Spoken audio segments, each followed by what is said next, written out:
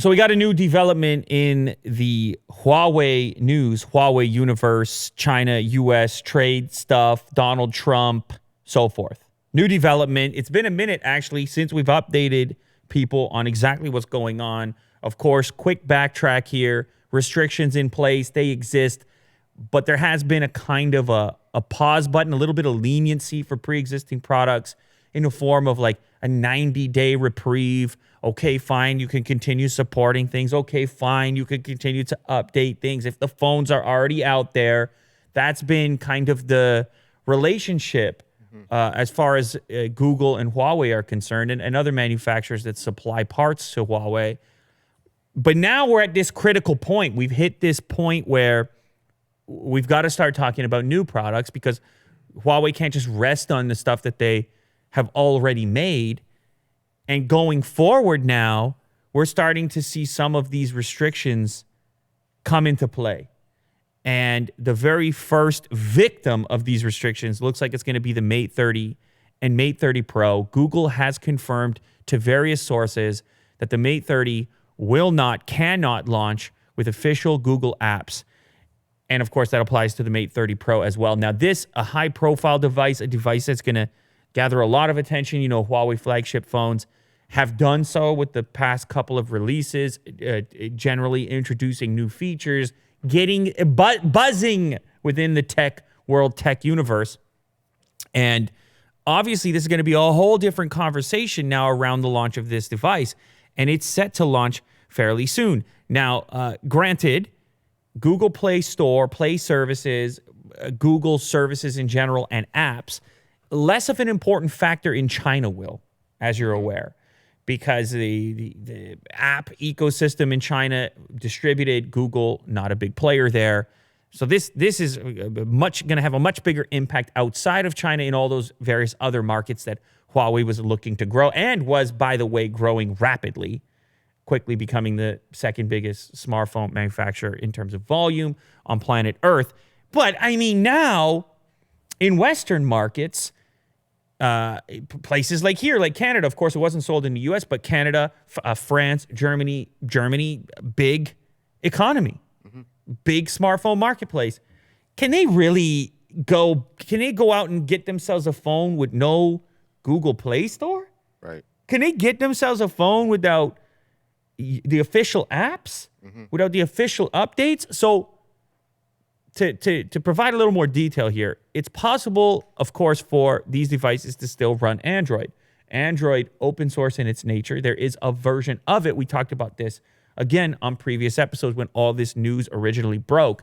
The device will ship with Android, but it's a nerfed version of Android. It's not the ultimate vanilla, perfect version of Android with all the features associated that you would want, Gmail and so forth.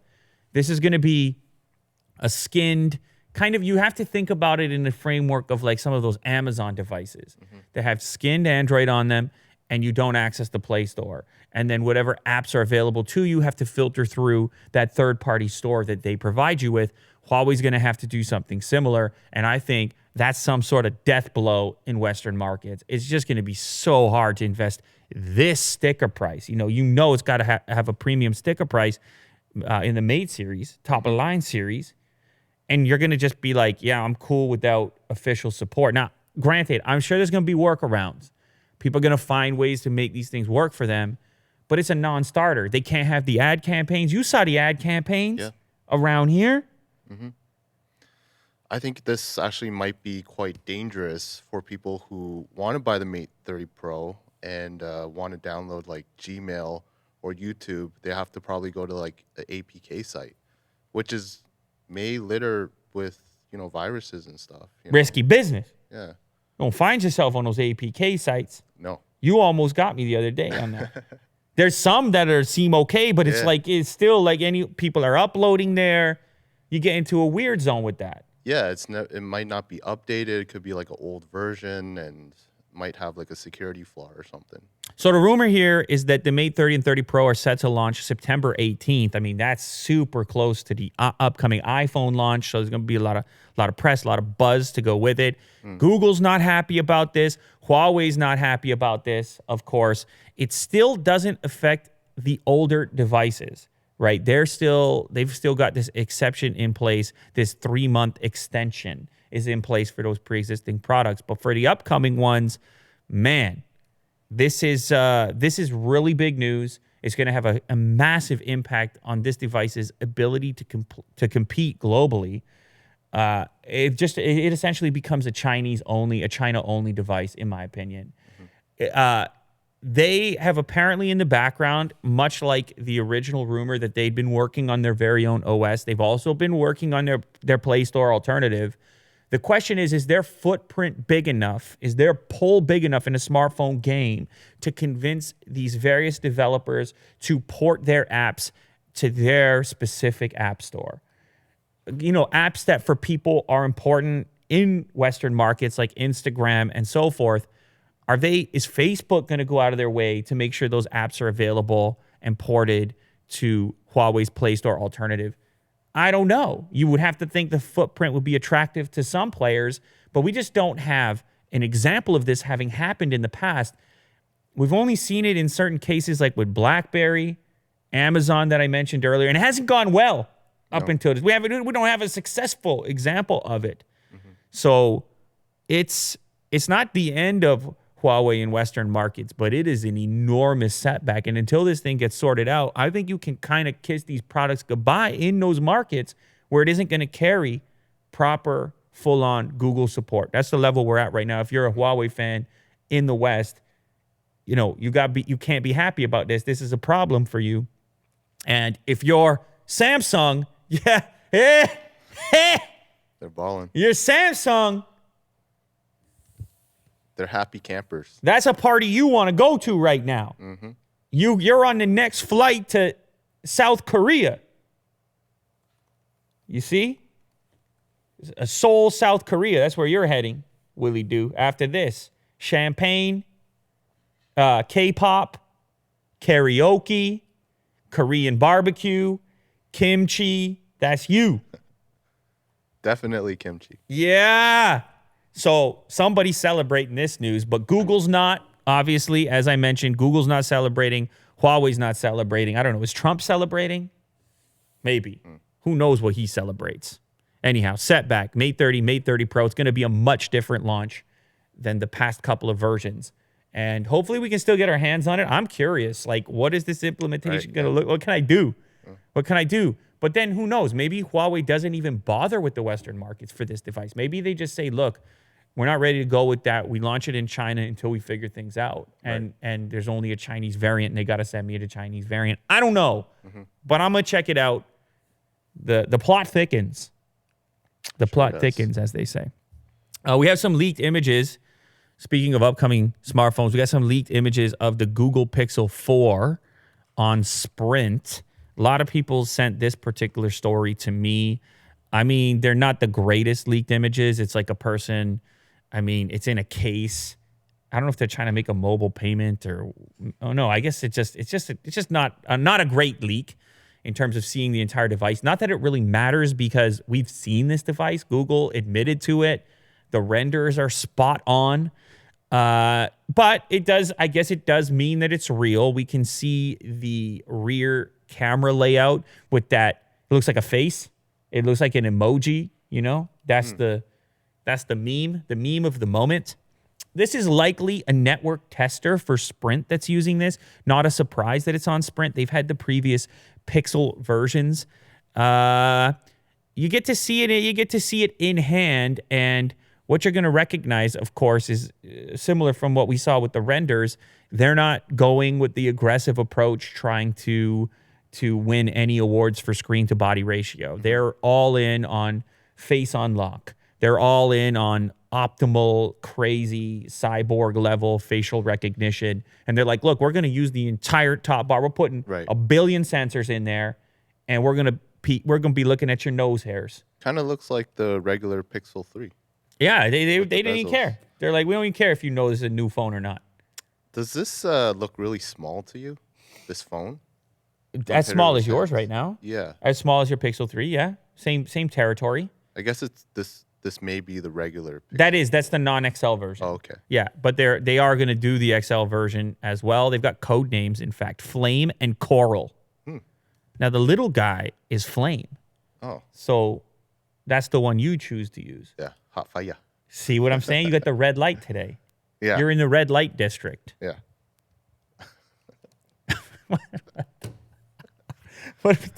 Anyway, yeah, so they're coming out with it. It's on the radar, and the face unlock tech is going to be one of the most interesting aspects of this device because of that compromise that they've made there from a screen to body ratio perspective. It's going to be a huge component of our analysis of like, was this worth it? You lost this screen. Did you get enough back in return? And then also, what's the agenda? What is the play? Is it all about convenience for you, the customer, Will, or do they just want some pretty looking detailed map of your facial structure? Is that what they're looking for? Oh, yeah. Oh, they're trying to map the planet. Floors and everything. Yeah. Okay. So they got other plans. They're Google. It's never what it looks like with Google. They're playing chess when everyone else is playing checkers, Will. You know how many moves ahead they are? They're like, well, once we have all the faces mapped. Yeah. And once we got everybody on eating the Impossible Burger.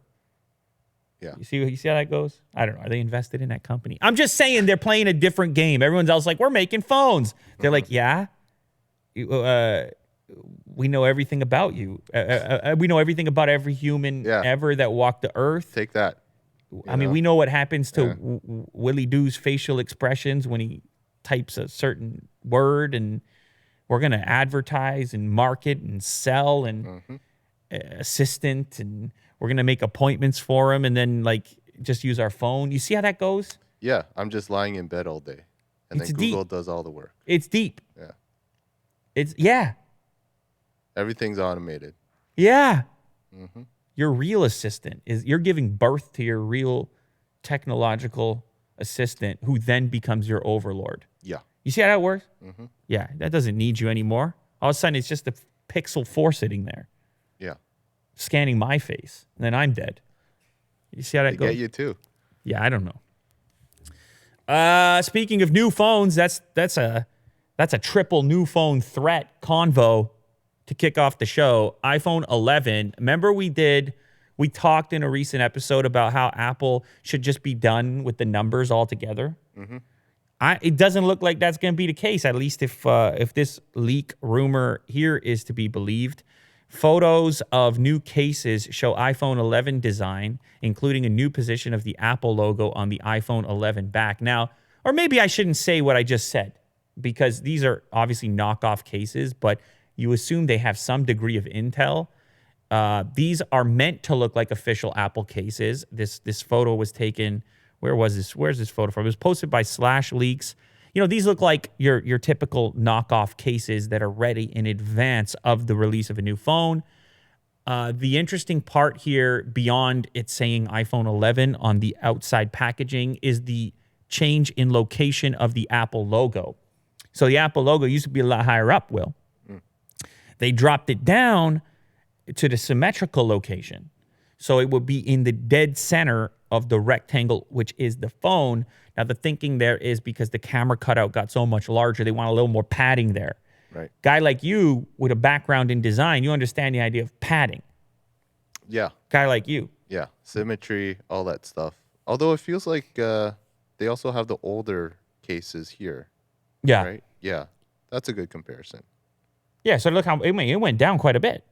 Yeah, so they didn't care as much before. Now it went down quite a bit. Now this comes alongside the other rumor, which is the fact that the iPhone name is going to evaporate from the rear end of the case.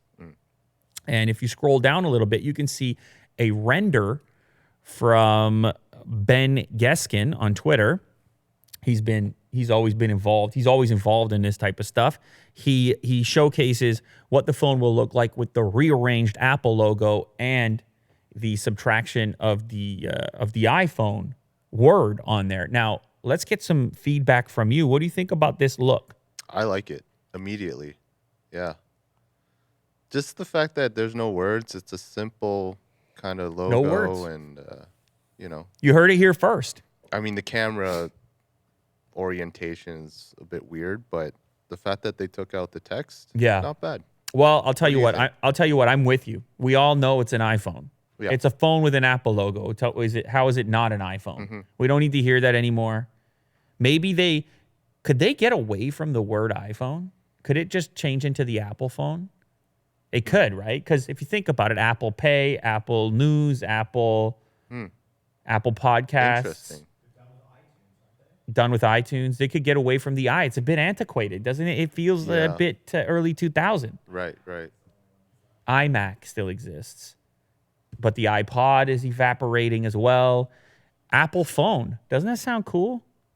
Did we just predict the future? I mean, we're probably not the first to say it, but maybe they're eventually going to go in that direction. Yeah. It's probably not going to happen yet.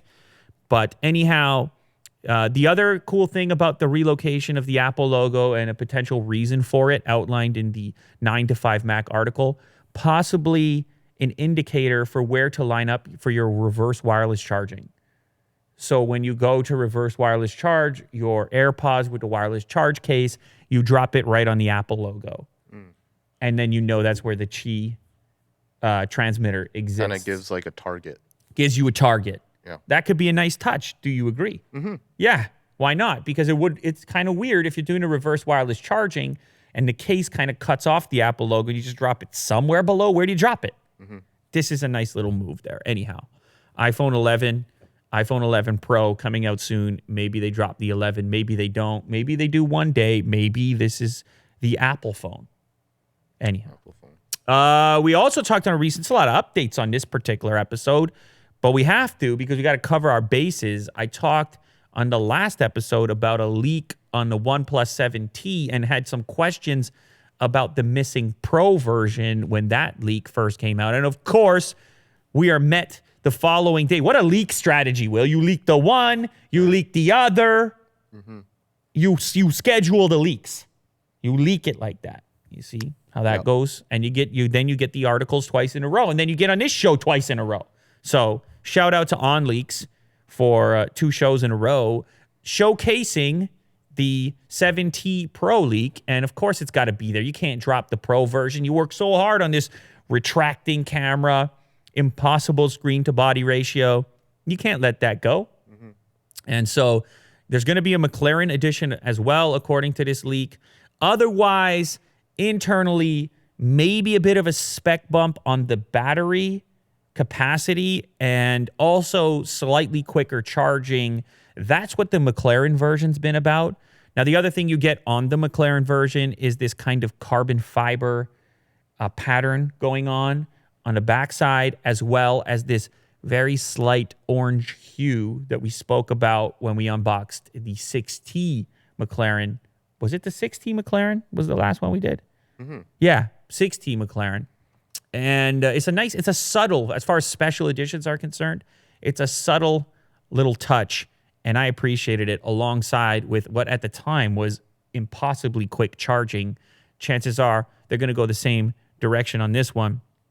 A warp charge 30T charging mode. So is that 30 watt warp charge? It's probably going to be one of the fastest charging devices out there. They're going to make a big deal of it with the McLaren name, pretend it's a fast car. That's how these things work. Mm-hmm. I got another update on the Juul saga, Juul situation, the Juul vape situation.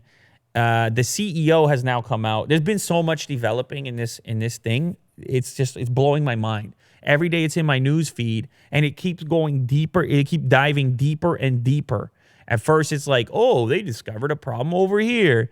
Then it's, oh, they discovered this person had a problem. And it's all these kind of like, it's getting piled together. And then the, what are they called? Not the FDA, the CDC, the poison guys are. I think they're the poison guys, right? What does CDC stand for? Center for Disease Control. Wow, that's wild. You don't want to be investigated by them.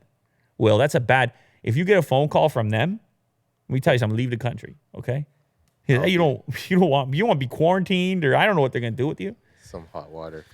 Anyway, so it kept getting worse and worse, and I kept getting hit with him in my news feed. So I've been following along a little bit, and now we're at a point where there's been enough cause for concern where the CEO of the company has said, don't use the product. Don't vape. Don't use Juul. Which, I don't know. Has that ever happened before? It seemed kind of unprecedented. It seemed like it could only happen in this category, that it would be okay for the CEO to come out and say, don't use, please do not use my product. But of course, you could stop selling it if you really believe that. You're still making money. Kind of an odd way of going about things. But he's saying don't use it as your own, like the only thing you smoke. Like if you're a smoker and you want to get off cigarettes, then fine. But So if you read further into the article, he stipulates, like he suggests that there's a certain optimal customer for Juul. But the problem with that description or that explanation is that's not the way they marketed it in the first place.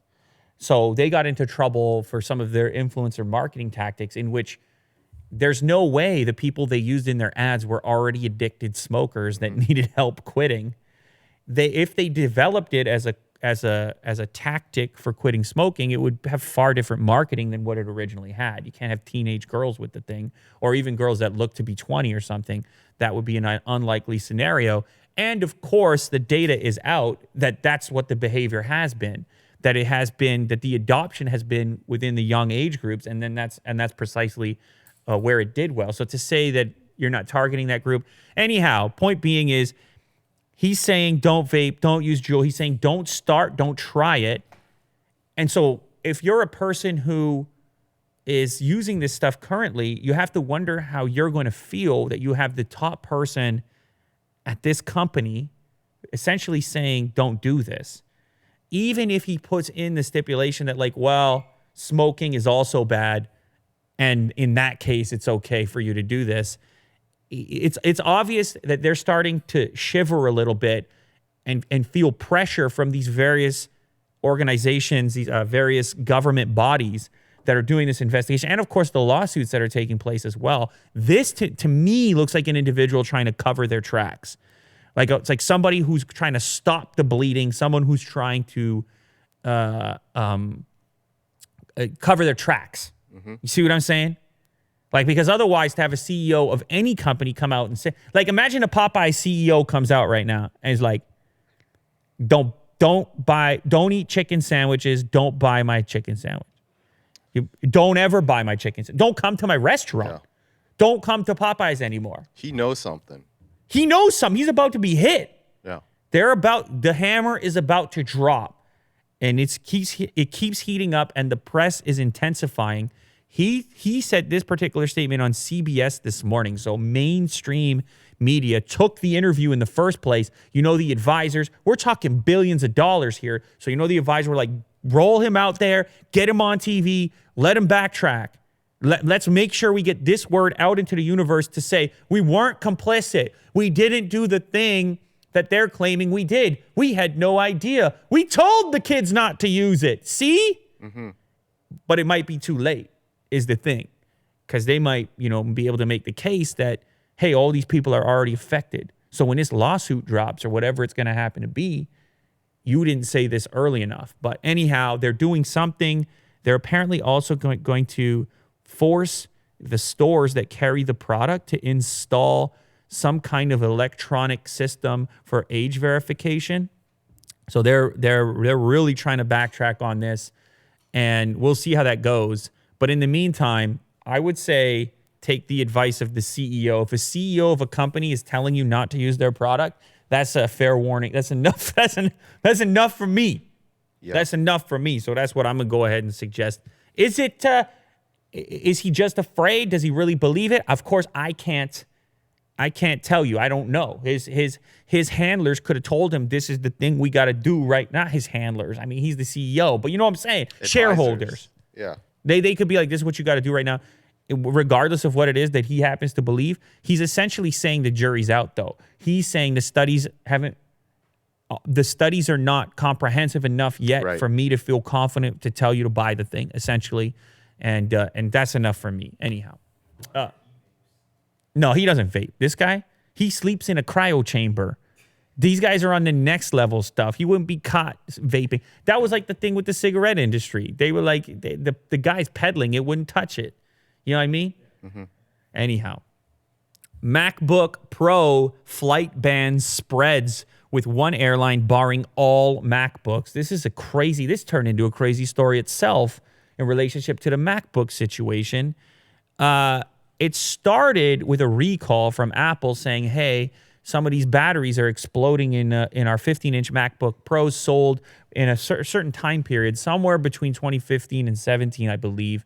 And they put this page on their website where you could put your serial number in and see if your device was affected. It was a recall, so they were going to put a new battery in for you. This affected somewhere in the neighborhood of 460,000 units sold in the U.S. and Canada. And so some airlines, including the Federal Aviation Administration, who started the ban, some airlines took it upon themselves to figure out, to determine exactly which MacBooks they should be worried about. At first, it seems like they were trying to verify with individuals whether or not their MacBook was okay to be on the flight. Now, it turns out that's too difficult to do. So some airlines are like, look, we can't have our employees here checking serial numbers, verifying that this particular MacBook is okay and this one is not. And so some have opted to just completely ban these laptops from their flights. Australian airline Qantas has barred every MacBook Pro with a 15-inch screen, regardless of the manufacturing date, model, or serial number. Passengers can only carry them in the cabin and never turn them on, so they better bring something else to watch movies and so on. Virgin Australia has taken a more extreme path, banning every single MacBook, Pros, Airs, anything, regardless of screen size, starting on August 26th. So this is a pretty serious situation now. You assume that many of these carriers are going to want to hop on board. There's a couple others listed in Asia, Singapore, Cathay Pacific. If they all jump on board, your MacBook is useless to you now while you're on a flight, which is kind of, you got to get some work done. You got to watch a movie.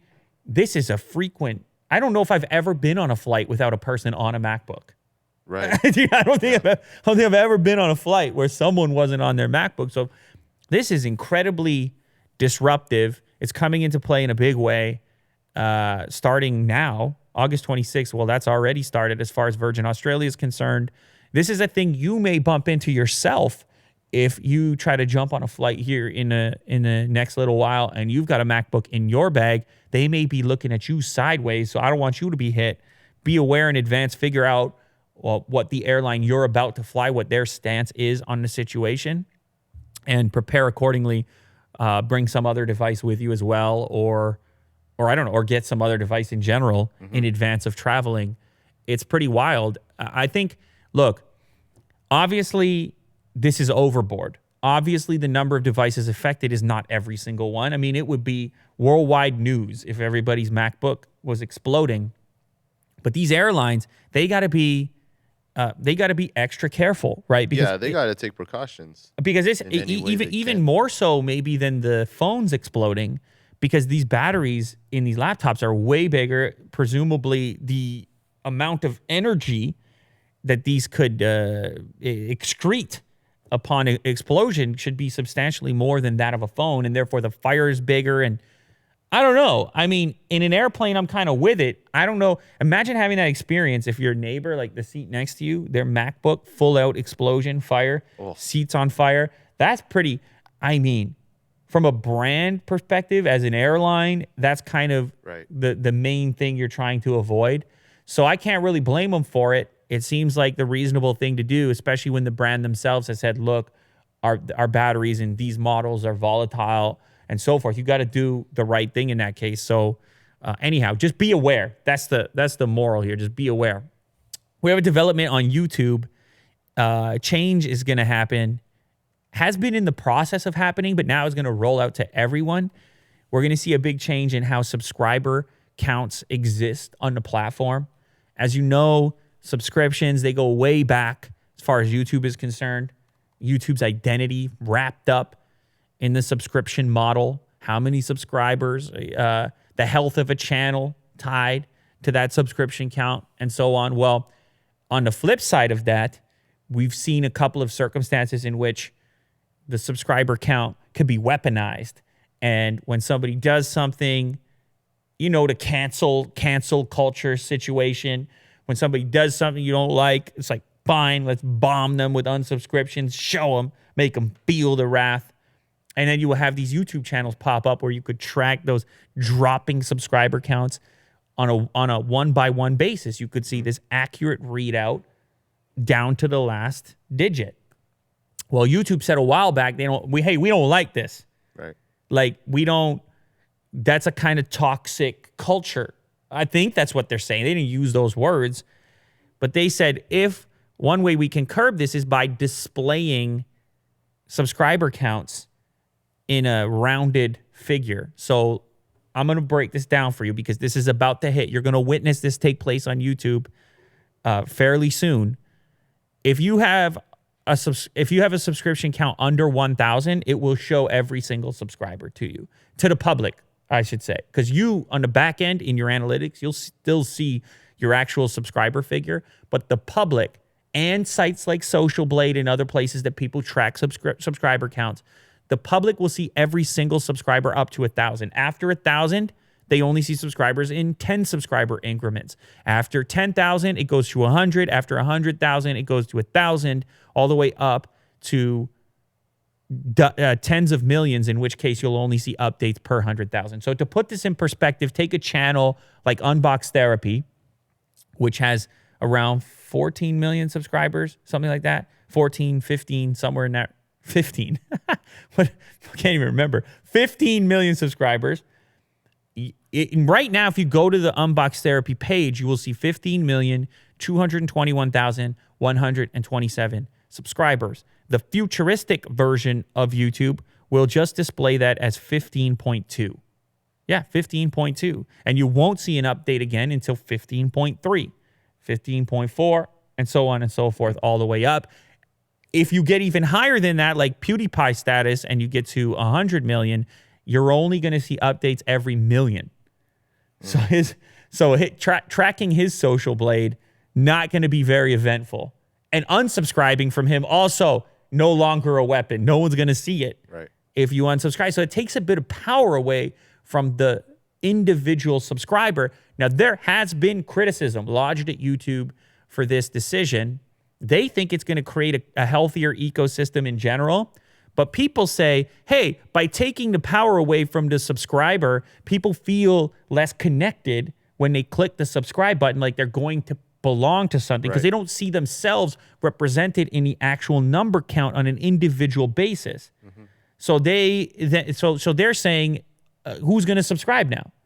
What's the point in subscribing? Well, interestingly enough, and we talked about this earlier, I think subscriptions in general are less of a way that people are interacting with YouTube. So I'm not sure how much YouTube cares about diminishing the power of a subscription, because they want you on that home feed anyways. They want the robots to tell you what's up. They don't want you to pick. You're going to pick what you watch? How dare you? What do you think this is? The robot is offended. Yeah, you think you know better? Yeah, the robot, exactly. The robot's offended. Okay, so anyhow, there have been criticism lodged from creators as well that say, hey, this isn't going to save me from my subscriber anxiety because I can still see the real figure and how terrible my channel's doing in the analytics. But I do think it matters. On my end, I think the public figure does matter. I think people take it especially hard when their channel is struggling and it's happening in public and it's happening in a widely available way.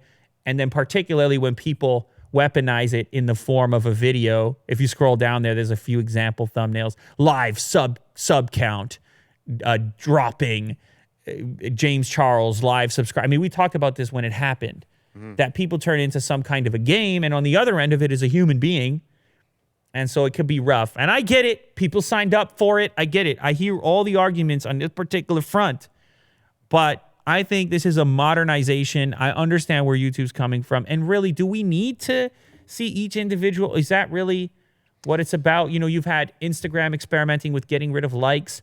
How important is this in the ecosystem of the thing? Or are we just holding on to something? I don't want the number to go away completely. It is meaningful. I know, speaking from experience, having built an amazing community, it is meaningful. But I think the upside here outweighs the downside. Right. It's unfortunate you're not going to be able to see the little ticker go up when it hits a particular figure. Oh, I also feel bad for companies like Social Blade. I guess, Right. because I don't know how they continue to exist in an environment where they can't, for any channel, the hottest channels are the biggest channels. People love to look at the biggest channels on Social Blade, but those are the ones that are going to update the least frequently because of the threshold that needs to be hit. So Social Blade's traffic, you got to believe, is about to fall off a cliff when this thing takes place. But anyway, keep an eye out for it. It's going to happen soon. You're going to stop seeing those precise subscriber numbers. You're going to see the rounded figure instead. All right, last one for me. I don't know. You probably caught this, Will. I'm not sure. This guy, he posted this video, viral video, turning AirPods into 18 karat gold AirPods. I want to know, did you see this video prior to me mentioning it? No. Oh, really? Oh, okay. This thing is properly viral, I think. 100,000 thumbs up, 1.2 million views. I'm sure it's more in real time. This guy right here? This guy, Pablo Cima de Villa, or Chima de Villa. I don't know if that's Spanish or what it is. Anyway, this guy fabricates things. I never saw his channel before this, which I'm amazed by because he has 2 million subscribers. He's doing these cool things over here. This to me looks like it's right up your alley, Will. He's got he's fabricating. He's a craftsman. Looks like ASMR. Yeah, it's got an element to it. I'll tell you what, but he does have some music, so it gets... Oh, okay. I don't know if he needs the music, to be honest. Look, your view count's already updated another 100,000 views almost. So I'm telling you, he's got a thing going on. He deconstructs the AirPods, typical commercially available AirPods, and he puts together these bespoke. Can I use that word in this? Was that just a casual bespoke that I threw in there? I hate myself right now. How dare I? But I feel like this is the exact meaning for it. Anyhow, it's an amazing video. Yeah, you gotta appreciate the it's just a cool, like, I don't know. You know it when you bump into something cool. This is cool. What it takes to do this is probably beyond your expectations, the equipment, machinery. He does this, so he knows what to do. Like, it's not the first thing he's fabricated. If you check his channel, that's the whole deal with it. But he gets this gold. He polishes these things. He has to kind of weld it together, the two pieces at a certain point, which I've never seen that process before. He does it with his bare hands. When he's welding the cap back onto it. Maybe he'll showcase it here. Maybe he already did. I can't remember. Then he has to put the electronics back in, and they just look amazing when they're done. They look so cool. And the video is super detailed. It's 11 minutes long. He connects. He's active. Things are working. It's an exciting video. It's a YouTube video. You know what I'm saying, Will? It's a real YouTube video. And I'm happy about that. So shout out, Pablo. You done did it. You done did it, my friend. And that's hard to do. It's a hard thing to do, to done did it. Good job. You see that? So 18 karat gold AirPods. I mean, look, at the end of the day, it's just gold AirPods. I can understand if you're like, it's gold AirPods. If it came from some giant company, you'd be like, so what? I don't. Right. But the guy showcases how it's done. That's the cool part. It's possible. Yeah, that's the cool part. He's one guy, and he shows you what he put into it. It's the process is the beautiful thing. That's my favorite part. Bare hands. Look at this. What kind of what is he underneath there that it's just sparking up? What is, you see? And then he polishes it. Yeah. So there's no seam. It's a beautiful experience. Well done. Anyhow, Willie, what do you want to share something? What do you want to do? Tell us a story. Say some poetry. Sing us a song. We were talking about K-pop earlier. Karaoke. Well, no, I have a quick video here. I think it might be cool. I think it might overshadow karaoke. But will it overshadow? Can your video beat the 18 karat gold AirPods? It is pretty cool. You're talking big time today. Yeah. You brought it today. And you might have seen this. I thought you were snoozing over there. Yeah. You could have been. A little bit. But it turns out you're awake now. My goodness, I'm worried. I got a couple words. All right, let's see it. Have you heard of Vantablack? Yeah, of course. I already saw this video. How dare you? It is cool, though. It is cool. I should have shown it. It is very cool. So this is like a marketing campaign from BMW and I guess the people who make Vantablack. But should we talk about how Vantablack, like what it is? It's Yeah. basically just a material that It's a paint. It can be a paint. yeah, Yeah. it's a spray paint as Yeah. well. You like if you shine light on it, it's still black. It It's like the absorbs all of it. It's the blackest material ever created. Vantablack is a super black coating that holds the world record as the darkest man-made substance. It absorbs 99.96 of its light. It's okay, so I watched not only the video you were just watching, but I also watched an actual like walk around video by an automotive guy Right. who's just previewing the car, and the one they're showing off is the Vantablack one. Right. And he's not allowed to touch the car because it's a gritty kind of surface. It has a There's no shine to it. I No. would imagine. Right? it has a texture to it. It's like a sandy kind of texture almost, and it's necessary for it to have these absorbent properties. It just looks really strange, even on camera, because it looks like there's like blackness. I It's heard it like looks an even empty the space. the guy said it looks even weirder in real life. He said it looks like a Photoshop in real life. It looks like you're looking Yeah. at Photoshop in real life. like some sort of error or correction. Oh, I didn't see. Actually, you know what? I did not see them. I did not see this video. I saw a Yeah. different one. So BMW, I should say, is the one that made this. Oh yeah, the car is They're- the new they're- X6, by the way, as X6, well. the Yeah. new series, and it's a marketing campaign where they didn't want to show the body of the X6, so they painted it Vantablack. Genius. To kind of show the curves of it, but not the actual. Not to give it away. body. So typically, what they do in the automotive business, they put camo, a type of like weird camo on the outside of a car, so that that you can't really see all the lines and details. It's not fully exposed. But this is way cooler than that. Yeah, it looks sick. That's a different what type is of this? camo. Imagine seeing that like on the highway or something. Now, the other reason that this was particularly good for this vehicle is because they just introduced this illuminated grille on the front of the car also. And so it really pops against the absence of light in the Vantablack. So the front grille has the lighting in it, not just the headlights. So you see Right. the shapes really stand out. It's like you know what it's like? It's like a silhouette all the time. Yes, exactly. It's like a constant silhouette. It's so bizarre. You should definitely go check out this video as well. This Vantablack stuff. It's unbelievable. Your eyes don't understand. It feels like a trick. It is not a trick. It's actually happening. Will, see if you can quickly bring up the video with the guy who's walking around it. Yeah, just give it a search and I'll tell you which thumbnail it is. Is it this guy? That'll work. That'll work. I think I watched a different guy. They had a few different automotive journalists. It doesn't look real. It looks like he's standing in front of a picture. And the guy goes and walks around it, and you start to really appreciate it's absolutely real. And they try to shine a light.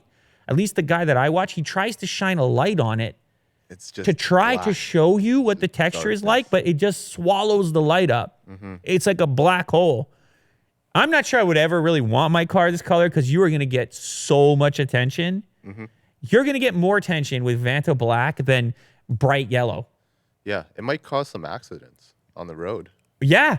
What? Yeah, you might cause an accident because a person's just going to be tripping out Yeah. looking at the thing. So it's incredible. Cool marketing campaign. Got Very us cool. talking, got people talking, did the job. New BMW X6, Vantablack. You can cut it there, Kirk.